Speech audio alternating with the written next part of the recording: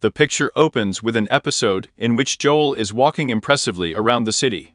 He casually inspects the neighborhood and meets an old friend of Cater. "How long have you been in prison?" "Only 3 months. I got off well for armed robbery." "Didn't you steal an old lady's purse?" From their dialogue, we learn that the young man was released from prison a week ago. Cater is happy for him and promises to help a friend with employment. However, Joel replies that he has no time. Cater invites him to look into the mosque, but the wayward man is only interested in a passing lady. The guy goes about his business. Joel's half-brother Regis. He sits at his desk in the city hall and indifferently ignores the complaints of a visitor. The unfortunate woman cannot contact her deported husband and tries to feed her 5 children alone. This does not cause her interlocutor any sympathy. The director comes to life only when a mayoral candidate enters his office and shows his election poster. There is also a director on it. "And who is this?" "This is my gardener. I thought it would be good to add it for a change." He informs Regis that criminals have recently burned several cars in one of the districts of the city, and adds that he would be happy to deport everyone if they are not French. The look of the dark-skinned visitor does not bother him at all. The director explains that the lady just lives in the area where the arson was committed. The politician is not lost and shakes her hand, says that she is in safe hands, and leaves the office. The director continues the conversation without much empathy. Instead of helping, he offers the woman to follow her husband back to his homeland in Cameroon. The fact that her children are French because they were born in France does not interest him. When a woman addresses Regis as a native of Africa, he cuts off that he was born and raised in Normandy. Then we are transferred to the bus, where Joel is traveling with his daughter and her school friend. The inspectors want to fine him for a stowaway. The cunning father begins to insinuate insultingly about his skin color. "The fine is either 40 euros now or 60 later. You're testing me because I'm black." "Nothing of the sort, monsieur. We check everyone." And then he decides to borrow money from his daughter's friend at all. Then he tries to call everyone around him racists, rudely shuts up a woman who caught the German fascists, and declares that he is a Muslim. At this moment, another black man stands in front of Joel and tells him to stop making Africans look like idiots. "No, I'm not your brother. And aren't you ashamed of your daughter?" Joel, shouting a traitor, abandons his daughter with a friend and retreats from the bus. His miserly brother, meanwhile, shouts at a disabled poor man trying to wash the windshield of a car. "What's the matter with you, director? Fuck off, damn it. Enough of this begging. You see, he's an invalid." The director's wife tries to calm her husband down, but he does not let up and blames everything on a certain mafia. And then attacks the window cleaner. The director's daughter sees all this. The unfortunate man really turns out to be disabled. The man is missing his right hand. The director shamefacedly returns to the car. Instead of apologizing to his wife and daughter, he tries to justify that the poor guy had his hand cut off on purpose, so that he could beg. At this time, Joel returns home to his mother and immediately receives a beating from her for unworthy behavior. "You robbed your daughter's friend. Nonsense was going to return it. Return it. When? And how?" Joel accuses the daughter sitting at the table of snitching, and then goes through her friend. This infuriates the hero's mother. She threatens to kill him and drives him out of the house until the guy finds a job. Suddenly, the bell rings almost simultaneously in the houses of the director and Joel. The uncle informs the stepbrothers that their father is dying. The director does not keep in touch with dad, so he treats the news matter-of-factly. Moreover, he had previously told his wife that the head of their family had died a long time ago and had never helped his sons. The woman is outraged that her husband was not honest and forces him to go to the Caribbean islands to his father. The next scene shows the brothers accidentally bumping into each other at an airport in the West Indies. They take a taxi and go to the house of a common ancestor. Along the way, the men communicate and tell each other about how they live. At first glance, the director is doing well. A 9-year-old daughter, a faithful wife, a job at the mayor's office, a new house on the coast. Joel especially does not talk about his life, trying not to seem pathetic. Joel says he has his own charity firm and a house on the banks of the Seine. When the guys arrive at the house, they are met by Uncle Jocelyn. He says the heroes arrived just in time. Their father is dying, but he is still conscious and can talk. The sons follow to Dad's bed. There they will not recognize either their stepsisters or the mysterious aunt with a long pipe in her teeth. A man lies in bed and tries to remember all the women with whom he was close. Then he notices his offspring and calls them to him. Joel and the director reluctantly take his hands. The man says that he was an unimportant father, and the director readily agrees with him. The brothers become animated when they hear that the elderly head of the family wants to give them a certain ancestral relic. What treasure? What a treasure! What a treasure! This treasure turns out to be an act on the liberation of their distant ancestor from slavery, dated to the 18th century, and carefully passed down from generation to generation. Jewel immediately suggests that Regis sell the document to the museum, but he decides to return home as soon as possible. With mockery, they tear up the secret document right in front of the outraged aunt. Under the loud laughter of careless men, the fragments fall to the floor, and the jewel and the director themselves dissolve in the smoke from the aunt's pipe and are transported far into the past. The brothers come to their senses in the middle of a field in an unknown place. The director blames Joel for what happened. Suddenly, a dark-skinned guy in strange clothes runs by. He is being chased by two white men with a dog. Jewel decides to run. Cop, run. Why? If you are black, you see that black people are running, you have to run. The director gets hit with a butt from one of the pursuers. And then they catch up with Jewel. The brothers are put in a cage and taken to the bazaar for sale. What kind of a freak is this? Shut up. Don't you see these cops in civilian clothes? On the way, Jewel takes pictures of what is happening on the phone, and the director tries to turn over his brother. The white invaders are not particularly interested in this, because they only think about how much money they can get for to slaves. Gradually, the brothers realize where they are. The next episode takes us to a market where aliens from the future are trying to sell among other dark-skinned people. They are in great shape, and will raise profits from your plantations in a short time. In desperation, the characters begin to cry, then the director assumes out loud that they got into a show with hidden cameras, and gets hit in the stomach for it. All this is being watched by an aunt who did not understand where she came from, who sent the brothers on this dangerous journey. The director and Jewel are not taken away until the very end. They get a lot of insults from potential buyers. The seller is ready to give them for the price of one, but even after the announcement of the promotion, there are not many more willing. The brothers begin to behave more actively, in order to avoid death, and it works. They are taken by Monsieur Jourdain to work on the plantations. There they are met by Henry, the local slave overseer. Jewel is immediately sent to the plantation, and the director to the kitchen. A former employee of the city hall tries to say that this is a mistake, but gets a slap on the head and quickly falls silent. With the submission of the host, the heroes receive new names. Jewel turns into Gideon, and his brother turns into Gaspard. The next scene shows the interior of the house. In total, there are 6 people in the room: a priest, the groom of the eldest daughter of the family, suffering from blindness, a married couple of slave owners and their child Victor. The owner of the estate with his family listens to the musical part of his air. After a short speech, everyone leaves the room. Meanwhile, Jewel is brought to the plantation and left under the supervision of Isidore, a tall black male slave. Take care of the new one. His name is Jadon. All right, Monsieur Andre. And the director gets into the kitchen. The man does not understand what is happening, but the dark-skinned cook, to whom he is assigned, quickly teaches the stubborn mind to reason. She says that if Gaspard refuses to work, he will go to the fields. Jewel pretends to be traumatized on the plantations. However, Henry is not satisfied with this arrangement, and he urges the slave to go to do the work. Gideon tries to resist, but his arguments in this society cause only laughter. You say that because I'm black.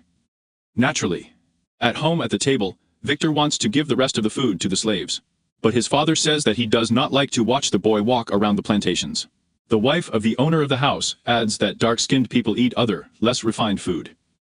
Also, other absurd and ignorant stereotypes continue to sound at the meal. By the way, don't get too close to them, otherwise they may eat you. This conversation takes place in front of the director and the cook. They stand in the hall and listen to all the racist nonsense that comes from the participants of the dinner. While Gaspard is settling into a new place, the first day of Gideon is coming to an end. He gets a well-deserved dinner, but he doesn't want to eat it. The plot moves back to the house, where more and more absurd racist things continue to sound at the table. At night, the brothers meet in a hut where they need to sleep. They wonder how they could have got into the 18th century. Jewel decides to attempt an escape. The director does not agree for a long time at first, but then timidly runs away after his step-relative. While the heroes are trying to escape, Henry comes to the master's house.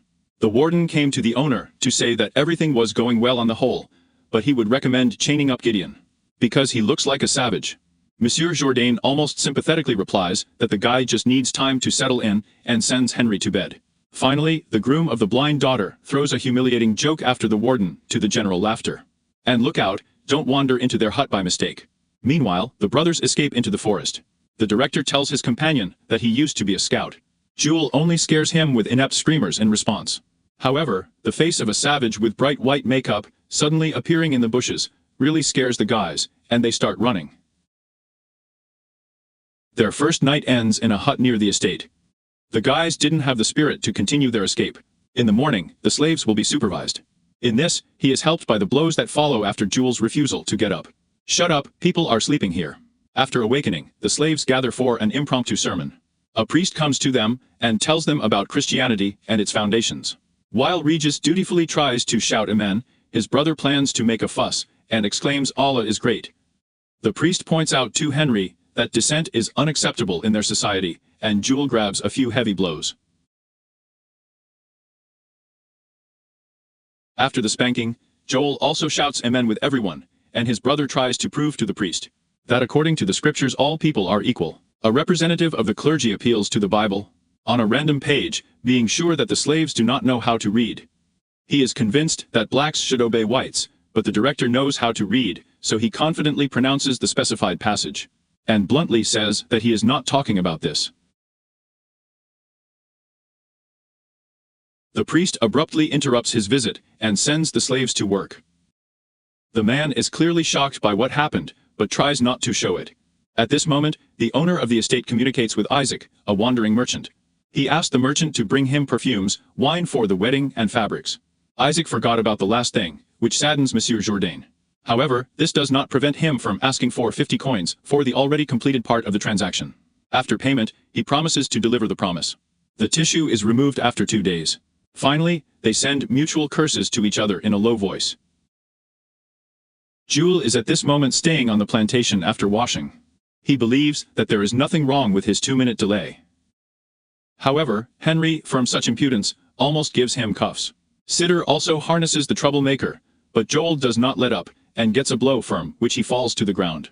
In desperation, he jumps up, and tries to run away, but it was not there. For trying to escape, Monsieur Jourdain decides to punish Gideon with a public flogging. After the verdict is announced, he gets his punches. From the crowd, the brother's aunt, who sent them to the past, watches the punishment. Meanwhile, for screams about freedom and equality, Jules is thrown a couple more abrasions. He gets the last blow for directly insulting Henry. After that, the hero is untied on command by the cook Rosalie, who works in the kitchen with Regis, and Isidore with the plantation. For his morning antics with the priest, Gaspara is summoned by the owner. Monsieur Jourdain checks the slave's reading abilities, asks sympathetically about work, and promotes him to an assistant warden. "Do you want to have slaves under your command?" "Well, I don't know."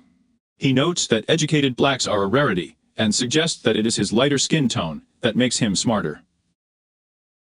While Gaspard gets a promotion, Rosalie takes care of Gideon. Looking at the body of the interlocutor, she says that he probably worked a little in. He looks like a rich man, and generally resembles an ignoramus. After that, Joel tries to molest the cook, but she does not respond to the courtship. "What are you doing?" She says she doesn't have a boyfriend, but the girl is in love with Isidore. She calls him smart, strong, and beautifully articulate. After that, Rosalie leaves Gideon to rest. After that, the director leads the slaves too. And he says it needs to be fixed. He really likes giving out commands. But for his brother, he pretends that this is all a temporary plan, until they manage to figure out how to go back to the future. I mean, licking White's ass is yours. Jules is happy at first, and then sadly gets to work with his partner. Satisfied, the director runs back into the house, whistling to himself. He calls Henry a colleague, but he makes a strange comment. Size doesn't matter. Apparently, certain features of the anatomy of blacks do not give the warden peace of mind. At home, the owner and his family listen to the incompetent verses of the priest, made up of words on a piece of paper. This is the rule of the game. Gaspard reports on the repair of the bridge, but he talks about it as his personal merit, and then pats the owner on the shoulder in a friendly way.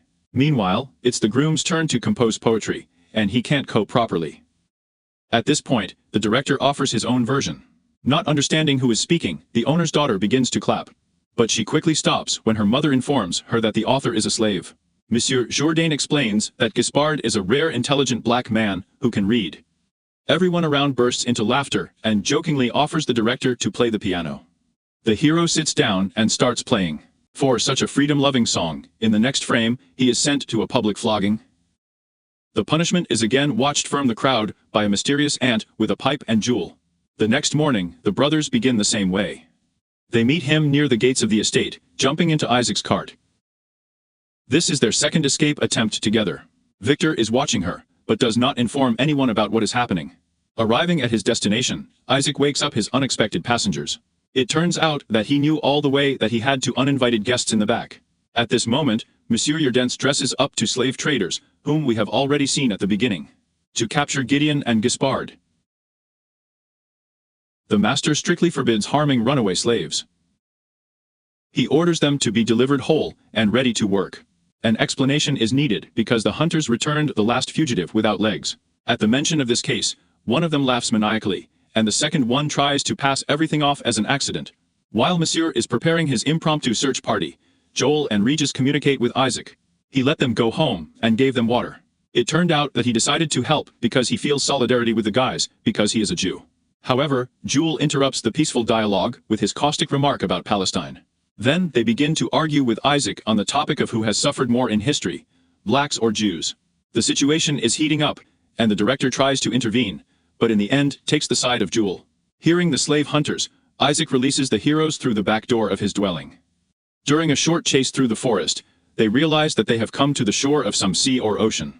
The brothers are lucky because there is a tied-up boat nearby, which they decide to hijack. With glee, they leave the shore and shout insults to their pursuers, quickly moving away from the land. The joy, however, turns out to be short-lived. After a while, their course crosses the ship and picks up to mountains. Ironically, the ship belongs to the slaveholders, so the brothers are quickly sent to the hold with the others. There, blacks call the director in Senegal a white devil. For them, he is as white as the ones who threw them into custody. After trying to establish relations with others, spitting flies into the director, including from his brother, who immediately decided to take the side of the majority. Then the story repeats again. The same auctioneer, the same bidding, the same shackles. Two hunters are already waiting for them here to return Monsieur Jourdain. Having chained up their companions, the procession heads into the forest to deliver them to the estate. At one point, the thugs decide to make a rest stop for the dogs. The one who wears Joel's things barely restrains himself so as not to cut off the slave's legs. For a short time, one calmer thug goes with the dogs to the forest for food and leaves a friend to look after the captured fugitives. But their pastime is interrupted by a dark-skinned native with a white-painted mask who appeared from the neighboring thickets. The next scene shows us a tribe of rebellious Africans. They hang the hunters and want to fight for freedom. The director and Joel are accepted. The leader calls on his comrades to fight for freedom, break chains, and escape from oppression. He concludes his fiery speech with an appeal, killing people of another race under the explosive approval of the crowd. However, the director speaks up here. Are you ready to kill all the whites? No way. The tribe does not forgive such a liberty and drives the couple back into the forest. Joel and his brother wake up in an unfamiliar clearing. A mysterious aunt is sitting next to them and smoking a pipe. Unexpectedly, she informs the conditions of their return. They need to take fate into their own hands, return to Isidore and Rosalie, their ancestors, do the right thing, and finally light a pipe. Suddenly, the old woman disappears while the brothers were discussing something animatedly. There was only a pipe left in the place where she was sitting. Because of a big misunderstanding that happened earlier on the plantation, Joel is convinced that Isidore is gay, and therefore cannot in any way to be their ancestor. He also convinces his brother of this. On the way to Jourdain's estate, the heroes sit on a fallen tree and come up with a plan. They decide that their mission is to help their ancestors have offspring and return to the estate. For escaping, the brothers are immediately punished. After that, the heroes lie in the hut and rest. Victor visits them there. The guys give him a brief excursion into the history of the future, including democracy. The next episode shows the master's wedding. The guests eat pompously to the music. Taking advantage of the moment, the brothers steal a barrel of rum, and under the guise of a dachshund, adored by Madame Jourdain. While everyone is carousing in the house, the brothers carry their prey to the rest of the slaves, and arrange a real party where they roast the dog for a wild animal and uncork the stolen alcohol. Joel and the director get Isidore and Rosalie drunk to an almost deranged state. Well, that's enough. I swear I didn't do anything. In contrast to what is happening, we are shown dancing in the master's house. Everything is very boring and decorous there. Monsieur Jourdain approaches Henry and says that he probably is not made for luxury, because the superintendent cannot have fun with everyone. After hearing this, Henry leaves. Meanwhile, the brothers are trying to bring their ancestors together in a very strange way. Stop puffing. I'm breathing. At the end of this action, the guys decide to smoke a pipe because they believe that they have fulfilled all the conditions set by their aunt. But Joel thinks to have fun at last. Together, The heroes take metal tools and move to the master's house. Henry, drinking alone, for some reason lets them in without question. In the end, they get into the hall where the wedding is taking place, and begin to encourage the guests to behave provocatively. And they pretend in every possible way that they are going to arrange a good beating. They peel off the artificial flies and force the guests to eat them. Jewel licks and kisses the surrounding ladies. The priest gets a cake in the face. At this moment, he enters the room. He points the musket at the brothers exactly at the moment when they are approaching Jourdain. Grinning, the heroes try to take a drag on the magic pipe, but nothing happens. They are pushed into the dungeon, threatening to hang them for the next one. The director tells Jewel that in Normandy, he was the only black person in the entire private school. So he was constantly harassed by others. He calls his adaptability assimilation. Jewel retorts that he did not have the benefits that his half-brother had. At the end, they embrace. In the morning, Henry comes to the cell. "Hello, gentlemen. It's time for you to hang out on the branches." Just before the execution, the owner's son runs away, falls into the river, and begins to drown. Everyone rushes to save the boy. And Sitter knocks out Henry and frees the brothers. Jewel and Rigi go on the run. On the way, they see Victor in the water, who was carried away by the current. The guys save the boy, for which Monsieur Jourdain grants them the very act of liberation that they tore up before their journey. At the last moment, the director asks to release Isidore instead of himself. The brother does not want to follow his example at first, but then returns to the plantation instead of Rosalie. In the end, the guys get gratitude from their ancestors. Victor is sent to study with a priest, but Henry interrupts the touching scene by smoking a pipe and threatening. The magic tube takes Regis and Jewel back to their time. As an epilogue, we are shown Joel, who got a job as a builder, and the director becomes less adaptable. The whole family finally gathers at the common table. Unexpectedly, their children accidentally tear up the precious act of liberation. Dad, Inez tore up a piece of paper that was on the dresser. Isn't that you?